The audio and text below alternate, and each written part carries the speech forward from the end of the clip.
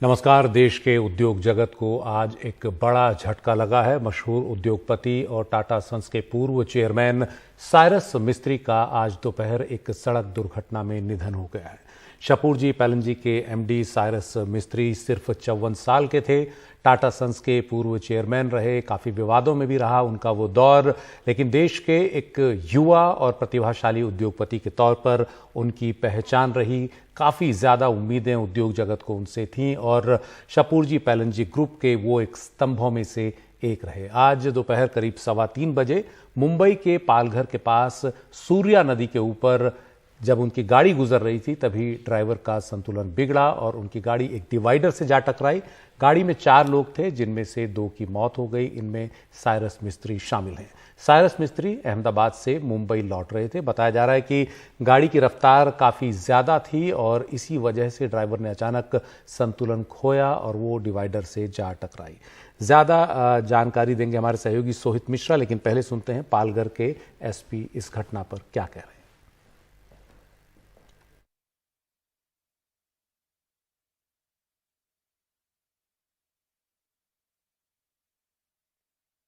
3 बजे अहमदाबाद से मुंबई जाने वाले रोड पे सूर्या रिवर के ऊपर का जो ब्रिज है, तो ब्रिज के डिवाइडर पे डैश होके मर्सिडीज गाड़ी का एक्सीडेंट हुआ है। उसमें 4 लोग सवार थे, उसमें से 2 लोग स्पॉट पे ही मृत घोषित किए गए और बाकी के जो 2 लोग थे वो जख्मी है, उनको रेनबो हॉस्पिटल में शिफ्ट किया गया है, जो वापी भी है। और इस हादसे पर ज्यादा जानकारी दे रहे हैं मुंबई से हमारे सहयोगी सोहित मिश्रा। टाटा सन्स के पूर्व चेयरमैन साइरस मिस्त्री अब इस दुनिया में नहीं रहे। रविवार शाम को एक कार एक्सीडेंट में उनकी मृत्यु हो गई। जो जानकारी पुलिस की ओर से हमें मिल पाई है उसके अनुसार करीबन 3:15 से 3:30 बजे रविवार दोपहर को जब वो पालघर की तरफ से मुंबई आ रहे थे, ये कहा जा रहा है वो गुजरात से मुंबई की ओर आ रहे थे, तब पालघर ज़िले में चरोटी नाका आता है जहाँ पर उनकी गाड़ी की एक्सीडेंट हो गई, जिसमें उनकी मृत्यु हो गई। कुल मिलाकर 4 लोग इस गाड़ी में मौजूद थे, जिसमें 2 लोगों की मृत्यु हुई है। जो जानकारी पुलिस की ओर से अब तक दी गई है उसके अनुसार हम ये बता सकते हैं कि पुलिस का ये मानना है कि ओवर स्पीडिंग को वजह बताई जा रही है कि जो गाड़ी है वो ड्राइवर कंट्रोल नहीं कर पा रहा था और ओवर स्पीडिंग की वजह से ये सूर्या नदी के ऊपर जो एक ब्रिज बना हुआ है वहाँ पर ये जाकर टकरा गई, जिसमें यह हादसा जिसकी वजह से हुआ है और इसमें कुल 2 लोगों की मृत्यु हुई है, जिसमें साइरस मिस्त्री का नाम भी शामिल है। अब इस पूरे मामले में आगे की जांच की जा रही है। जो पुलिस ने का कहना है उनके अनुसार साइरस मिस्त्री के जो शव है उस शव को कासा सरकारी अस्पताल में, जो कासा गवर्नमेंट अस्पताल है पालघर में, वहाँ पर रखा गया है। जो 2 लोग और थे वो गंभीर तरह से जख्मी हैं, उनका इलाज किया जा रहा है। अब तक ये तय नहीं हो पाया है कि जो पोस्टमार्टम है वो पालघर में किया जाएगा या फिर मुंबई में किया जाएगा। पुलिस ने इस पूरे मामले में एक्सीडेंटल डेथ रिपोर्ट यानी ADR जो होता है वो पुलिस की ओर से किया जा रहा है। जो रिपोर्ट वो पुलिस की ओर से की जा रही है। जो 2 लोग हैं उनका इलाज जैसे कि मैंने कहा वो फिलहाल किया जा रहा है। साइरस मिस्त्री जैसे कि हर किसी को पता है वो एक समय टाटा सन्स के चेयरमैन रह चुके हैं। इसके ऊपर कई लोगों ने ट्वीट किया है, कई सारी चीज़ें लिखी हैं। महाराष्ट्र के गृह मंत्री और उप मुख्यमंत्री देवेंद्र फडणवीस ने यह भी कहा है कि उन्होंने DGP से बातचीत की है और इस पूरे मामले में एक डिटेल इन्वेस्टिगेशन करने के लिए उन्होंने कहा है।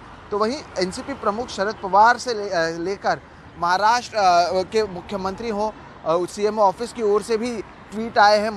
देश के प्रधानमंत्री नरेंद्र मोदी ने भी ये ट्वीट की है। अब फिलहाल इस पूरे मामले में पुलिस की जांच जारी है। कुल 4 लोगों में से 2 लोगों की मृत्यु हुई है, जिसमें साइरस मिस्त्री का भी नाम सामने आया है और जो बाकी 2 लोग हैं उनका इलाज फिलहाल किया जा रहा है। लेकिन एक बड़ी ही ट्रैजिक घटना ये सामने आई है। मुंबई से सटे पालघर इलाके में, यहाँ से करीबन 135 किलोमीटर दूर करीबन 3:15 से 3:30 के बीच यह हादसा हुआ, जिसमें साइरस मिस्त्री की मौत हो गई। और जानकारी मिल रही कि जो 4 लोग इस कार में थे उनमें सभी एक दूसरे के करीबी थे। साइरस मिस्त्री के अलावा इसमें जहांगीर पंडोले थे, अनाहिता पंडोले और डरायस पंडोले इस कार में थे। जहांगीर पंडोले जो हैं डरायस पंडोले के रिलेटिव, वो भी उनका भी इसमें निधन हुआ है। डरायस पंडोले टाटा ग्रुप की फर्म्स में इंडिपेंडेंट डायरेक्टर थे और जब मिस्त्री को टाटा सन्स से हटाया गया चेयरमैन के पद से तो उस समय उन्होंने इसका विरोध किया था। डरायस ने भी टाटा ग्रुप साइरस के साथ छोड़ दिया था। डरायस अनाहिता के पति हैं जो, और जहांगीर उनके ससुर हैं। अनाहिता जो है वो गाड़ी चला रही थी। तो इस घटना में साइरस मिस्त्री और जहांगीर पंडोले 2 लोगों का निधन हुआ है। इस घटना पर तमाम लोग अपनी अपनी ओर से शोक जता रहे हैं। नितिन गडकरी जो सड़क परिवहन मंत्री हैं, उन्होंने ट्वीट किया है, कहा है कि महाराष्ट्र के पालघर के पास एक सड़क दुर्घटना में टाटा सन्स के पूर्व अध्यक्ष साइरस मिस्त्री जी के दुर्भाग्यपूर्ण निधन के बारे में जानकर गहरा दुख हुआ। उनके परिवार के सदस्यों के प्रति हार्दिक संवेदना। भगवान उनकी आत्मा को शांति दे। ओम शांति। सुप्रिया सुले एनसीपी की नेता और एनसीपी के अध्यक्ष शरद पवार की बेटी हैं, सांसद हैं। उन्होंने कहा, दिल दहला देने वाली खबर, मेरे भाई साइरस मिस्त्री का निधन हो गया, विश्वास नहीं हो रहा। Rest in peace Cyrus. Cyrus मिस्त्री, आपको बता दें, देश के एक बड़े जाने माने उद्योगपति थे। 4 जुलाई 1968 को जन्म हुआ था उनका। पैलनजी मिस्त्री के छोटे बेटे थे। शुरुआती पढ़ाई मुंबई से उन्होंने की। सिविल इंजीनियरिंग की पढ़ाई की थी उन्होंने लंदन बिजनेस स्कूल से मैनेजमेंट में मास्टर्स डिग्री की थी। 90 के दशक में पारिवारिक बिजनेस उन्होंने ज्वाइन किया। शपूरजी पैलनजी ग्रुप देश में कंस्ट्रक्शन के सबसे बड़े ग्रुप्स में एक है। देश और दुनिया में बहुत बड़ी धाक है इस ग्रुप की। 2012 में टाटा सन्स के चेयरमैन बने थे साइरस मिस्त्री और उनका ये कार्यकाल थोड़ा विवादों में रहा। बाद में 2016 में चेयरमैन पद से उनको हटाया गया। ये मामला सुप्रीम कोर्ट तक पहुंचा था। टाटा सन्स में 18.4% हिस्सेदारी है शपूरजी पैलनजी ग्रुप की, जिसके एमडी साइरस मिस्त्री रहे हैं। तो उनका निधन एक बड़ी एक तरह से दुर्घटना है, एक बड़ा झटका है भारतीय उद्योग जगत के लिए। इस बारे में हमने बात की राजीव कुमार से, जो पूर्व चेयरमैन है नीति आयोग के।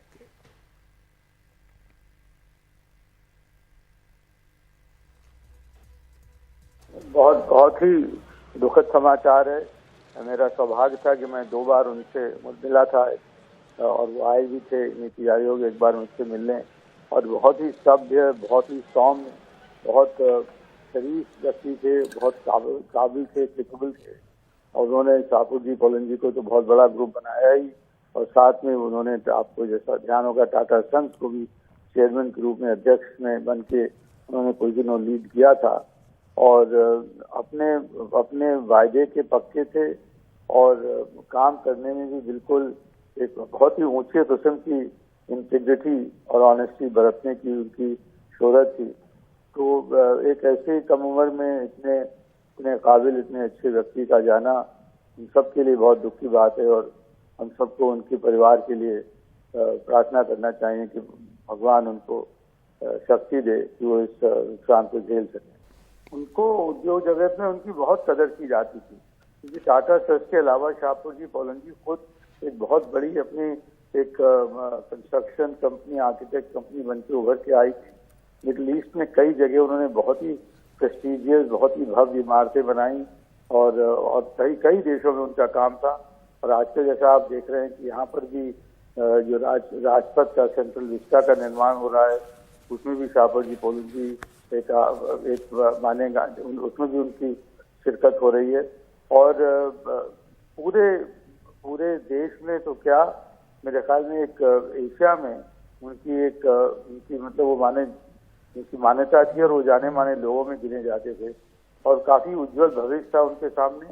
और इस दुखद समाचार के बाद मुझे ये ज्यादा नहीं पता कि उनके इस कंपनी को कौन और संभालेगा। अगर उनकी कंपनी जो है उनके पिताजी ने, उनके ग्रैंडफादर ने बनाई थी, और इसका बहुत अच्छा इतिहास रहा है इस कंपनी का, शपूरजी पैलनजी का। और टाटा सन्स में उनके 18% उनके शेयर हैं, तो इसलिए उनका एक रिश्ता उससे भी बहुत कायम था। और वो मेरे ख्याल में, मुझे उम्मीद है कि शपूरजी पैलनजी एक कंपनी अपनी जो एक उज्जवल इतिहास रहा है उसको और आगे बढ़ाने में अभी भी समर्थ रहेंगे। जी, बहुत बड़ा झटका हुआ और बिल्कुल ही बहुत ही सरप्राइजिंग था, बहुत मतलब अचानक हो गया। और क्या कहें इसमें, ये कि अब मुझे बस यही उम्मीद करना चाहिए हम लोगों को कि उनके ये झटके से परिवार निकल पाए और उनकी जो अपनी जो पूरी कार्य क्षेत्र है उसको लोग संभाल लें, क्योंकि इतना बड़ा उनका ग्रुप है, वो मेरे ख्याल में भीतर तो नहीं होगा, मगर इसलिए अब उसको संभालने की जरूरत है। और मुझे पूरी आशा है कि वो संभल के ही काम करेंगे। मगर एक बार मैं फिर से आखिर में इस दुखद समाचार के लिए बहुत ही सांत्वना देता हूँ उनके परिवार को और प्रार्थना करता हूँ कि उनकी आत्मा को शांति मिले। ये थे नीति आयोग के पूर्व उपाध्यक्ष, पूर्व वाइस चेयरमैन राजीव कुमार। इसके अलावा हमने बात की पीएचडी चैम्बर ऑफ कॉमर्स के प्रेसिडेंट प्रदीप मुल्तानी से इस बारे में। ये बहुत ही अत्यंत दुख और खेद की बात है कि एक युवा लीडिंग इंडस्ट्रियलिस्ट जो पूरी इंडस्ट्री में उनके पूरा बहुत ज्यादा रिस्पेक्ट था, वो 54 साल की उम्र पे उनका एक्सीडेंट से डेथ हो गया है। टाटा ग्रुप में और शपूर जी पलोनजी में जो कंस्ट्रक्शन जायंट है, इसमें जो जिस तरह से उन्होंने बढ़िया उद्योग जगत में काम किया और साथ में बहुत ही नेक स्वभाव के आदमी थे और सबसे मिलनसार थे, तो पूरी उद्योग जगत को बहुत ही दुख हो रहा है कि ऐसे बढ़िया आदमी हमारे बीच में अब नहीं है। देखिए, टाटा ग्रुप जो था भारत का सबसे बड़ा ग्रुप है और उसको इन्होंने बड़ी अच्छे तरीके से आगे चलाया था और जाके आज के दिन में जो हमारा इंडस्ट्री जो है, जब हम देख रहे हैं कि हमारे देश आगे विकसित देशों में पहुंच सकता है निकट भविष्य में ही, ऐसे समय तो जितने भी हमारे गुणकारी, मेहनती और ईमानदार अच्छे जो इंडस्ट्रियलिस्ट हैं, वो सब मिलकर आगे आहुति देंगे, तभी आगे हम बढ़ पाएंगे। तो इनके जाने से बहुत ही जाके हम सबको खेद और दुख है।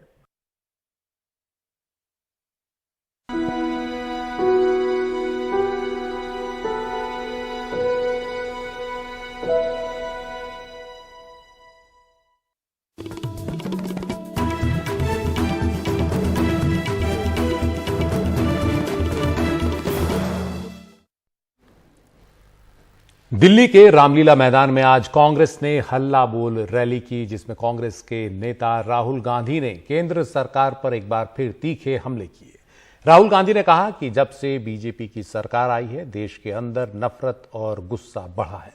उन्होंने बीजेपी और आरएसएस के लिए कहा कि उनके नेता देश को बांटते हैं, लोगों को डराते हैं, नफरत डर बढ़ाते हैं। राहुल गांधी ने कहा, मोदी सरकार ने गरीबों को लाभ नहीं दिया, बल्कि दो पूंजीपतियों का ही पूरे देश ने फायदा उठाया, उन्हें फायदा इस सरकार ने दिया। राहुल गांधी ने महंगाई, खेती, किसानी और बेरोजगारी जैसे मुद्दों पर केंद्र सरकार पर चोट की। कहा, सरकारी एजेंसियों का जमकर दुरुपयोग हो रहा है, लेकिन वो ईडी की 55 घंटे की पूछताछ के बाद भी किसी कार्रवाई से नहीं डरते। उन्होंने कहा कि मीडिया पर सरकार का कंट्रोल है और प्रधानमंत्री पर दो उद्योगपतियों का कंट्रोल है और यही वजह है कि एक ही देश में दो हिंदुस्तान बन गए हैं, एक गरीब मजदूर, किसान और बेरोजगारों का और दूसरा हिंदुस्तान उद्योगपतियों का। तो मैं तो यही राहुल जी आए हैं, मैं एक ही बात कह सकता हूं कि यहां से टीवी दो उद्योगपतियों का है, अखबार दो उद्योगपतियों के हैं और ये दो उद्योगपति नरेंद्र मोदी जी के लिए 24 घंटा काम करते हैं और नरेंद्र मोदी जी इनके लिए 24 घंटा काम करते हैं। देश में बेरोजगारी, देश में महंगाई और देश का पूरा धन दो उद्योगपतियों के हाथ में। एक तरफ मीडिया का कंट्रोल, दूसरे तरफ प्रधानमंत्री पे कंट्रोल। 55 घंटे मुझे ईडी में वहां पे बैठाया, मगर मैं एक बात समझाना चाहता हूं नरेंद्र मोदी जी को, मैं आपकी ईडी से नहीं डरता हूं, मुझे कोई फर्क नहीं पड़ता। आप 55 घंटे करो, 100 घंटे करो, 200 घंटे करो, 500 घंटे करो, 5 साल करो, कोई फर्क नहीं पड़ता मुझे। और इस मसले पर बीजेपी ने राहुल गांधी की रैली पर पलटवार किया। बीजेपी के प्रवक्ता संबित पात्रा ने कहा कि राहुल गांधी के भाषण में नफरत और क्रोध था। ये रैली एक परिवार को बचाने का आंदोलन उन्होंने बताया। राहुल जी का कहना था कि देश में नफरत और क्रोध भरा हुआ है। वैसे अगर ध्यान से आप लोगों ने सुना होगा तो आज राहुल जी के भाषण में नफरत और क्रोध था। अगर सही बताएं तो ये रैली एक परिवार बचाओ आंदोलन था, एक परिवार बचाओ रैली थी। और आज गांधी परिवार को लग रहा है कि वो संपूर्णतः घिर गए हैं, तो अपनी साख को बचाने के लिए, अपने अस्तित्व को बचाने के लिए उन्होंने इस रैली का स्वांग किया है। बड़े स्पष्ट रूप से हम कहना चाहेंगे कि आपकी पार्टी केवल परिवार के 2 सदस्यों की पार्टी है। यह देश भारतीयों का है। आपकी पार्टी सबकी नहीं है। आपकी पार्टी तमाम कांग्रेसियों की नहीं है। आप देश की बात करते हैं। केवल 2 परिवार के सदस्य सोनिया जी और राहुल जी एक म्यूजिकल चेयर के अंतर्गत अध्यक्ष बनते जा रहे हैं। कोई तीसरा व्यक्ति इस पार्टी का अध्यक्ष तक नहीं बन सकता। तो एक और दिल्ली में आज कांग्रेस की हल्ला बोल रैली थी। उधर कांग्रेस से इस्तीफा दे चुके उसके पुराने नेता गुलाम नबी आजाद ने आज जम्मू में शक्ति प्रदर्शन किया। जम्मू में आज गुलाम नबी आजाद ने एक बड़ी रैली की। जम्मू कांग्रेस के तमाम छोटे बड़े नेता कांग्रेस छोड़कर उनके साथ शामिल हो चुके हैं। गुलाम नबी आजाद अब एक नई सियासी पारी की शुरुआत करने जा रहे हैं कांग्रेस से अलग। और आज की रैली में उन्होंने साफ कहा कि जो लोग उनका विरोध कर रहे हैं या उनकी आलोचना कर रहे हैं वो सिर्फ ट्विटर, फेसबुक जैसे सोशल मीडिया तक ही सीमित हैं, जमीन से वो कट चुके हैं। उन्होंने जम्मू कश्मीर के मसले पर अनुच्छेद 370 पर तो कुछ खास नहीं कहा, लेकिन जम्मू कश्मीर को फिर से राज्य का दर्जा दिए जाने का मुद्दा उठाया। जम्मू के बेरोजगार लोगों का मुद्दा उठाया। स्थानीय लोगों को सरकारी नौकरियों में प्राथमिकता देने की बात कही। कांग्रेस हमने बनाई है, अपने खून और पसीने से बनाई है। ये कंप्यूटर से नहीं बनी है, ये ट्वीट से नहीं बनी है, ये SMS से भेजनी है। गलत अफवाहें हमारे खिलाफ पूरे हिंदुस्तान में और जम्मू कश्मीर में फैलाने से नहीं बनी है। दुनिया हमारे लोग, गरीब लोग, किसान लोग, मजदूर लोग, हमारी बहू बेटियां, हमारे नौजवान हमारे दिल की धड़कनों में है, हमारी नस नस में है। वो लोग जो हमें बदनाम करने की कोशिश है, उनकी रीच, उनकी अप्रोच सिर्फ ट्विटर पर है, कंप्यूटर पर है, SMS पे है और इसीलिए जमीन से कांग्रेस गायब हो गई। गुलाम साहब को लेकर सर कुछ कहेंगे? आज ही वो जम्मू जाने का, देखिए जो हमारे पार्टी से जिनकी नाता छूट गए हैं उनको लेके हम क्या बोलेंगे। उनको ज्यादा तवज्जो देना मुझे लगता है कि हमारे लिए कोई जरूरत चीजें नहीं है। आज ही गुलाम साहब जम्मू जाने का निर्णय कौन है ये? किसकी बात कर रहे हैं आप? हैं क्या कांग्रेस में? जाए जहां जाना है, स्वतंत्र देश है। विदेश जाना है विदेश जाए, हमें क्या फर्क पड़ रहा है? ऐसे लोगों से कोई नुकसान कांग्रेस? कौन है ये जो हमारे साथ है ही नहीं? वो हमें क्या नुकसान पहुंचाएंगे? जाए जहां जाना है। तो विपक्ष जो है 2024 के चुनाव से पहले गोलबंद होने की कोशिश कर रहा है। अलग अलग क्षेत्रीय नेता इस कोशिश में जुट गए हैं।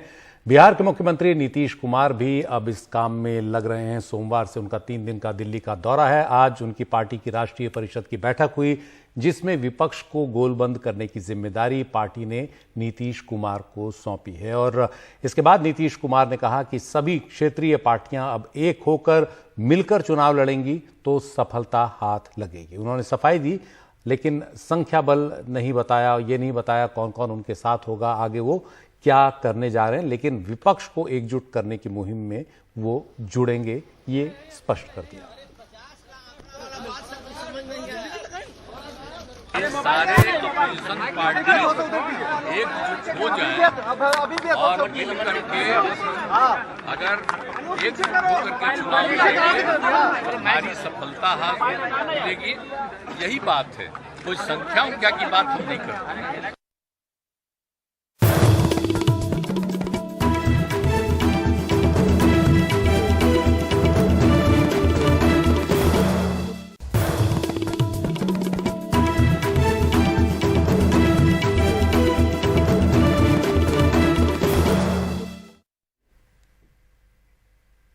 बीजेपी की नेता और सोशल मीडिया की स्टार सोनाली फोगाट की मौत के मामले की जांच कर रही गोवा पुलिस आज गुरुग्राम पहुंची। गुरुग्राम के सेक्टर 102 की गुरुग्राम ग्रीन सोसाइटी में सुधीर सांगवान जो है, उन्होंने 2022 में जून 2022 में एक फ्लैट किराए पर लिया था। सुधीर सोनाली फोगाट के पीए थे और इस फ्लैट में ज्यादातर सुधीर रहता था, सोनाली भी आती जाती रहती थी। पुलिस ने सोनाली के परिवार के साथ इस फ्लैट की तलाशी ली है। ज्यादा जानकारी दे रहे हैं हमारे सहयोगी मुकेश सेंगर। बीजेपी नेता सोनाली फोगाट की मौत के मामले की जांच कर रही गोवा पुलिस गुरुग्राम पहुंच गई है। यहाँ पर जहाँ पर मैं खड़ा हूँ, ये गुरुग्राम ग्रीन सोसाइटी है। सोनाली फोगाट यहाँ पर कुछ दिनों तक रही हैं, वो आती रही हैं, क्योंकि यहाँ पर एक फ्लैट सुधीर सांगवान ने किराए पर लिया था। तो पुलिस यहाँ पर जांच करेगी कि ये फ्लैट किसके नाम से लिया गया था। लेकिन इस पूरे मामले पर बात करने के लिए मेरे साथ यहाँ पर जो RW के अध्यक्ष हैं संदीप फोगाट जी साथ हैं। संदीप जी, यहाँ पर जो फ्लैट था वो किसका था, कब लिया था और क्या जानकारी है? सर, ये फ्लैट हमारे एक ओनर है तिवारी जी, ये उनका फ्लैट है और ये 1 जून 2022 से यहाँ पे ये सोनाली रहने के लिए आई थी और रेंट एग्रीमेंट जो था वो सुधीर सांगवान ने अपने नाम से बनवाया था। तो वो 2-2.5 महीने से ही यहाँ पे रह रहे थे। तो वो रेंट एग्रीमेंट जो था वो मेरे ख्याल से 1 जून 2022 के बाद वो 10-12 दिन में एक बार 2-3 बार आई है वो 10-12 दिन में, कभी हफ्ते में आ जाती थी। तो लगातार वो यहाँ नहीं रहती थी, सुधीर ज़्यादा रहता था। तो सुधीर तो यहाँ रेगुलरली मोस्टली रहता ही था, एक हफ्ता यहाँ एक हफ्ता बाहर, बट सोनाली 3-4 बार ही यहाँ पे रह के गई। सुधीर ने क्या बताया था कि सोनाली कौन है उनकी? सर, ये तो अभी उसने एग्रीमेंट में तो ना सोनाली का नाम नहीं है, क्योंकि एग्रीमेंट में तो सिर्फ सुधीर का नाम है। तो सोनाली वो उसको एज ए अपना स्टाफ भी बताता था, क्योंकि उसके साथ में एक PSO भी होता था, कई बार ड्राइवर भी साथ आता था। तो ज़्यादा जानकारी लोगों को नहीं थी उनके बारे में भी यहाँ। तो बिल्कुल यहाँ पर जो गोवा पुलिस की टीम है वो यहाँ पर पहुँच गई है। एक फ्लैट है जहाँ पर जाँच की जा रही है, वहाँ पर क्या कुछ मिल सकता है, क्योंकि गोवा जाने के पहले सोनाली सुधीर के साथ इसी फ्लैट में रुकी थी और यहाँ से वो सीधे एयरपोर्ट गई थी। तो पुलिस जांच कर रही है कि आखिर इस पूरे मामले से जुड़ा कोई सबूत अगर फ्लैट से मिल सकता है तो उसको लेकर फ्लैट की तलाशी की जा रही है और साथ में यहाँ पर जो सोसाइटी के लोग हैं उनसे भी पूछताछ की जा रही है। इस मामले को लेकर जो गोवा पुलिस है वो इससे पहले हिसार गई थी और वहाँ पर जो सोनाली फोगाट की संपत्तियाँ हैं उनकी जाँच की गई थी, क्योंकि उसके परिवार ने ये आरोप लगाए थे कि सोनाली फोगाट की संपत्ति को हड़पने के लिए उसके PA सुधीर सांगवान ने उसकी हत्या करवाई है। तो उसी की इन्हीं आरोपों की जांच के लिए जो गोवा पुलिस है वो हिसार से लेकर गुरुग्राम तक तमाम जगहों पर ये जांच कर रही है कि सोनाली फोगाट की कुल कितनी संपत्तियां हैं और सुधीर सांगवान की कितनी संपत्तियां हैं। गुरुग्राम से Mukesh Singh, NDTV India.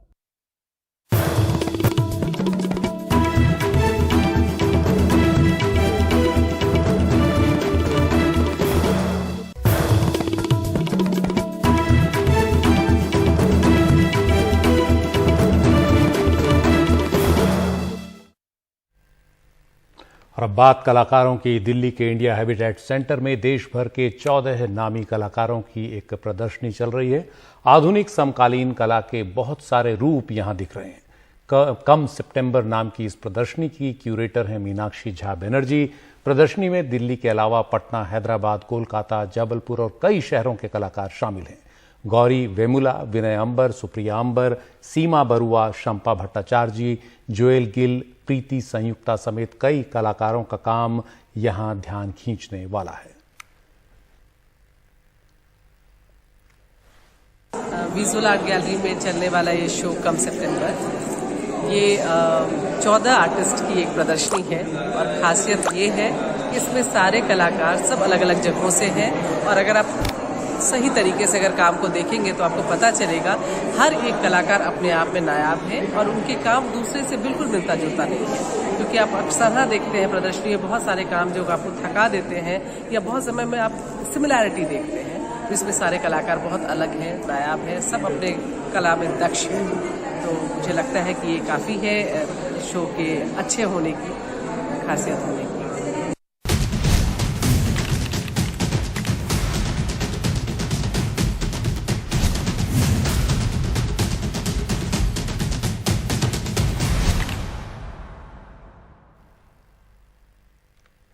Asia cup में आज एक बार फिर भारत और पाकिस्तान की टीमें आमने सामने होंगी। पहले मैच में भारत ने पाकिस्तान को 5 विकेट से हरा दिया था। अब ये दूसरा मैच भारत और पाकिस्तान के बीच में होना है सुपर 4 का। भारत हांगकांग को भी हरा चुका है 40 रन से और पाकिस्तान के सामने हांगकांग की टीम 38 रन पर सिमट गई थी। उसे 155 रनों से हार का सामना करना पड़ा था। तो दोनों ही टीमें जीत कर पहुंच रही हैं, लेकिन पाकिस्तान भारत से एक मैच हार चुका है। आज जो मैच होगा 7:30 बजे दुबई में शुरू होगा। सभी क्रिकेट प्रेमियों की निगाहें इस मैच पर लगी हुई हैं। भारत के लिए एक चिंता की बात यह है कि रविंद्र जडेजा जो हैं वो चोटिल हैं, उनकी जगह किसी और को टीम में खिलाया जाएगा। कौन टीम में होगा, इस पर सबकी निगाहें लगी हुई हैं। देखिए, उन्होंने भी अच्छी बॉलिंग ज़रूर की है हमारे बैट्समैन के खिलाफ, पर हमारे बैट्समैन ने भी बहुत रन किए पाकिस्तान के खिलाफ। रोहित शर्मा हो या विराट कोहली हो, बड़े टूर्नामेंट्स में भी काफ़ी हमारे प्लेयरों ने रन ज़रूर किए पाकिस्तान के खिलाफ। तो हमारे टीम में भी काफ़ी क्वालिटी है और नसीम शाह ने बहुत अच्छी बॉलिंग की थी लास्ट मैच में। पर हमारा मानना ज़रूर ये है कि हमारे पास अच्छे बल्लेबाज हैं जो उनको काउंटर कर सकते हैं, उनके खिलाफ अच्छा खेल सकते हैं, और जो भी अच्छा खेलेगा उस दिन वो अच्छा परफॉर्मेंस करेगा। कुछ दिन पाकिस्तान के बॉलर अच्छे करेंगे, उनके बैट्समैन भी अच्छे कर सकते हैं, और कुछ दिन हमारे बैट्समैन अच्छा करेंगे। तो ये ऐसी बात नहीं है, हम हमारे ऊपर फोकस करते हैं ज़्यादा। हमारी जो प्रैक्टिस है, हमारी जो प्रिपरेशन है, अगर हम ये मानते हैं अगर हम अपने प्लेयरों को अच्छी तरीके से प्रिपेयर कर सकते हैं और उनको अच्छे स्टेट ऑफ माइंड में ला सकते हैं, तो हम कोई भी हो, पाकिस्तान हो, ऑस्ट्रेलिया हो, इंग्लैंड हो, श्रीलंका हो, बांग्लादेश हो, किसी के साथ भी हम अच्छा कर सकते हैं।